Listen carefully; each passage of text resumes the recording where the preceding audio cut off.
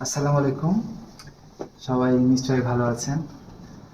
আমি এখন আছি আমার ল্যাবে, কাজ করছিলাম এক্সপেরিমেন্ট নিয়ে। তো আসলে আমি মাঝে মাঝে না অবাক হই যে আমাদের বাংলাদেশে যেসব ইউনিভার্সিটি আছে তাদের যে ল্যাব ফ্যাসিলিটিজ আর চায়নার ইউনিভার্সিটিগুলোর ল্যাব ফ্যাসিলিটিজ আসলেই হচ্ছে অনেক ভিন্ন। টোটালি হচ্ছে অ্যাকচুয়ালি আমাকে মাঝে মাঝে মনে কষ্টই দেয় জিনিসগুলা, যে আমাদের চায়নার ইউনিভার্সিটিগুলার যে পরিমাণ অত্যাধুনিক ল্যাব ফ্যাসিলিটিস, অথচ আমাদের বাংলাদেশে এর তুলনায় কিছুই নেই। চলেন আপনাদেরকে হচ্ছে আমি একটা জিনিস দেখাই। বর্তমানে আমি একটা ম্যাটেরিয়ালস নিয়ে কাজ করছি। এই ম্যাটেরিয়ালসটা হচ্ছে নাম বলে হচ্ছে মফ, যেটার ফুল নেম হচ্ছে মেটাল অর্গানিক ফ্রেমওয়ার্ক। আহ, আহ, অনেকে আমরা শর্ট ফর্মে বলতে পারি G67।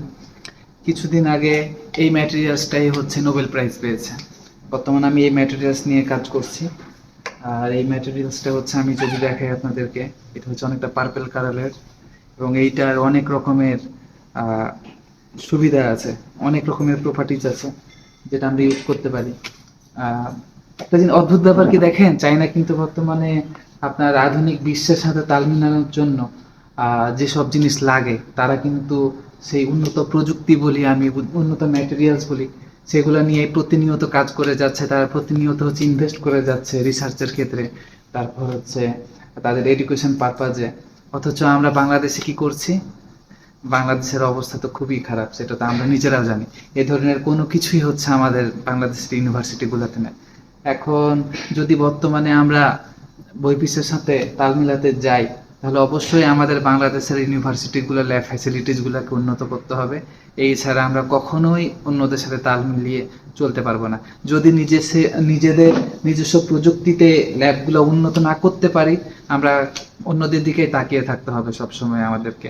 আমাদের কি ব্রেন নাই? অবশ্যই আছে। আমাদের স্টুডেন্টদের যথেষ্ট মেধা আছে। আমাদের স্টুডেন্টরা বিশ্বের বিভিন্ন দেশে, বড় বড় কান্ট্রিতে, আমি যদি বলি ইউএসএ বলি, ইউকে বলি, চায়না বলি, অস্ট্রেলিয়া বলি, তারপরে ইতালি বলি, অন্যান্য কান্ট্রিগুলোর দিকে যদি তাকাই, আমাদের ছাত্রছাত্রীরাই কিন্তু তাদের ব্রেন সেইখানে বিক্রি করে ওই সব দেশকে উন্নত করছে। অথচ আমরা কি করছি?